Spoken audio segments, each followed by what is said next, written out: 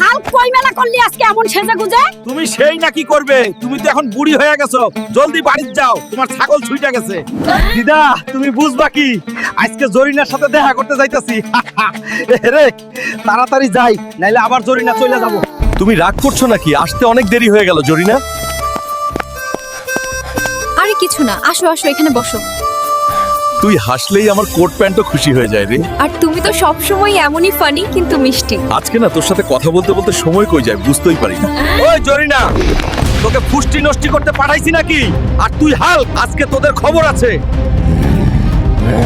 এই দুইজন দিনে দিনে খারাপ হইতেছে, আজকে তোদের দুষ্টামি বাইর কইরা ছাড়মু। দানরা জমিদার, এইটা মনে রাখিস।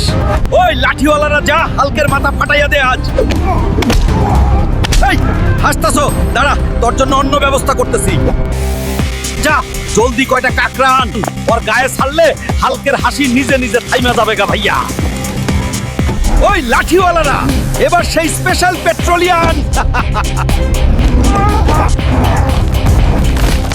এতক্ষণ তোদের মস্করা সহ্য করলাম, এখন হালকের টাইম। এবার তোদের পাছা জ্বালাইয়া দিব রে পাগলা জমিদার।